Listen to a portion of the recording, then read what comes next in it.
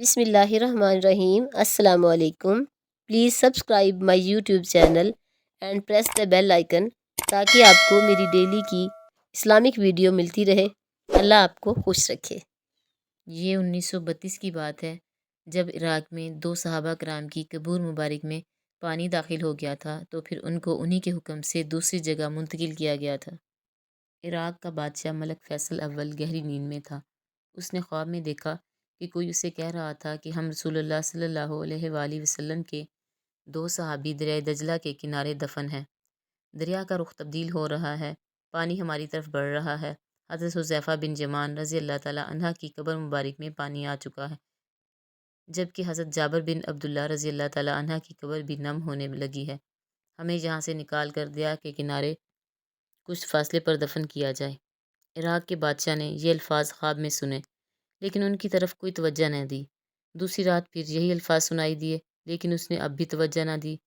تیسری رات یہ خواب عراق کے مفتی اعظم نور السعید پاشا کو دکھائی دیا۔ انہوں نے اسی وقت وزیر اعظم کو ساتھ لیا اور بادشاہ کی خدمت میں پہنچ گئے۔ جب انہوں نے بادشاہ سے اپنا خواب بیان کیا تو بادشاہ چونکا اور بولا، یہ خواب تو میں بھی 2 بار دیکھ چکا ہوں۔ پھر انہوں نے آپس میں مشورہ کیا۔ آخر بادشاہ نے مفتی اعظم سے کہا، پہلے آپ قبروں کو کھولنے کا فتویٰ دیں، تب میں اس خواب کے مطابق عمل کروں گا۔ مفتی اعظم نے اس وقت قبروں کو کھولنے اور اس میں سے مقدس اجسام کو نکال کر دوسری جگہ دفن کرنے کا فتویٰ جاری کر دیا۔ اب یہ فتویٰ اور شاہی فرمان اخبارات میں شائع کر دیے گئے اور اعلان کیا گیا کہ عید قرباں کے دن دونوں صحاب رسول اللہ صلی اللہ علیہ وآلہ وسلم کی قبریں کھولی جائیں گی۔ اخبارات میں جو ہی یہ خبر شائع ہوئی تو دنیا اسلام میں بجلی کی طرح پھیل گئی۔ اخبارات کی دنیا اس خبر کو لے اڑی اور مزے کی بات یہ ہے کہ یہ حج کے دن تھے۔ تمام دنیا سے مسلمان حج کے لیے مکہ اور مدینہ پہنچے ہوئے تھے۔ انہوں نے درخواست کی کہ قبریں حج کے چند روز بعد کھولی جائیں تاکہ وہ سب بھی اس پروگرام میں شرکت کر سکیں۔ اس طرح حجاز، مصر، شام، لبنان، فلسطین، ترکی، ایران، بلغاریہ، روس، ہندوستان وغیرہ ملکوں سے شاہ عراق کے نام سے بے شمار تار پہنچے کہ ہم بھی اس موقع پر شرکت کرنا چاہتے ہیں، مہربانی فرما کر مقررہ تاریخ چند روز آگے بڑھا دی جائے۔ چنانچہ دنیا بھر کے مسلمانوں کی خواہش پر دوسرا فرمان یہ جاری کیا گیا کہ اب یہ کام حج کے 10 دن بعد کیا جائے گا۔ آخرکار وہ دن بھی آ گیا جب قبروں کو کھولنا تھا۔ دنیا بھر سے مسلمان وہاں جمع ہو چکے تھے۔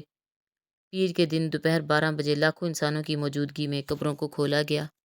حضرت حذیفہ بن یمان رضی اللہ تعالیٰ عنہ کی قبر میں کچھ پانی آ چکا تھا، جبکہ حضرت جابر بن عبداللہ رضی اللہ تعالیٰ عنہ کی قبر میں نمی پیدا ہو چکی تھی۔